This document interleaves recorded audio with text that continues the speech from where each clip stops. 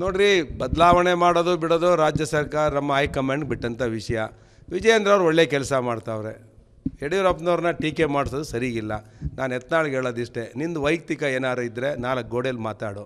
Media ಮುಂದೆ ಮಾತಾಡೋದು ಇದು ಪಾರ್ಟಿಗೆ ಶೋಭೆ ತರೋದಂಥದ್ದಲ್ಲ. ಅದರಿಂದ ನಾನು ಹೇಳೋದು, ಯಾರೇ ಇನ್ಕ್ಲೂಡಿಂಗ್ ಸುರೇಶ್ ಗೌಡ ಮೀಡಿಯಾದಲ್ಲಿ ಮಾತಾಡಿದ್ರೆ ಕ್ರಮ ತಗೋಬೇಕು. ಹೈಕಮಾಂಡು ಆದಿ ಬೀದಿಲಿ ಮಾತಾಡೋಕ್ಕೆ ಯಾವುದೇ ಕಾರಣಕ್ಕೂ ಯಾರಿಗೂ ಹಕ್ಕಿಲ್ಲ. ಇವರೆಲ್ಲ BJP ಟಿಕೆಟಿಂದ ಗೆದ್ದಂಥವ್ರು, ಕೇಂದ್ರ ಮಂತ್ರಿ ಆಗಿದ್ದಂಥವ್ರು. ಯತ್ನಾಳ್ ಅವರು ರೈಲ್ವೆ ಮಂತ್ರಿ ಆಗಿದ್ದಂಥವ್ರು ಚಿಕ್ಕ ವಯಸ್ಸಲ್ಲೇ.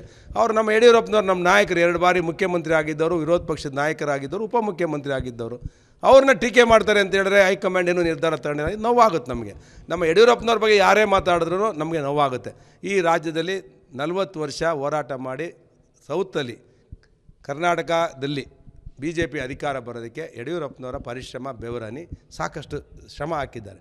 ಅವ್ರ ಬಗ್ಗೆ ಮಾತಾಡೋವಂಥದ್ದನ್ನು ಯಾರೂ ಸಹಿಸ್ಕೊಳ್ಳಲ್ಲ BJP ಕಾರ್ಯಕರ್ತರು. ಇದು ನಮಗೆ ನೋವಿದೆ. ಅದರಿಂದ ನಾನು ಹೈಕಮಾಂಡ್ ವಿನಂತಿ ಮಾಡ್ತೇನೆ, ನೀವು ಯಾರು ಮಾಡಲಿ, ಫಸ್ಟ್ ಇವ್ರನ್ನ ಯಾರು ಬೀದಿ ಆದಿ ಮಾತಾಡ್ತಾರೆ, ಯಾರು ಬಂಡಾಯ ಮತ್ತು ಇದನ್ನು ಹೋರಾಟ ಮಾಡ್ತಾರೆ, ಅವ್ರನ್ನ ಬಾಯಿ ಮುಚ್ಚುವಂಥ ಕೆಲಸವನ್ನು ಹೈಕಮಾಂಡ್ ಮಾಡಬೇಕು. ತುಮಕೂರು BJP ಜಿಲ್ಲಾಧ್ಯಕ್ಷ ಸ್ಥಾನಕ್ಕೆ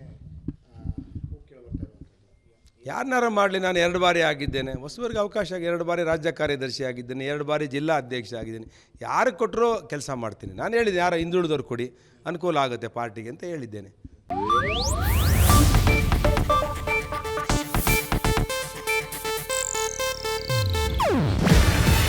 ಇದು ಏಷ್ಯಾನೆಟ್ ನ್ಯೂಸ್ ನೆಟ್ವರ್ಕ್ ಪ್ರಸ್ತುತಿ.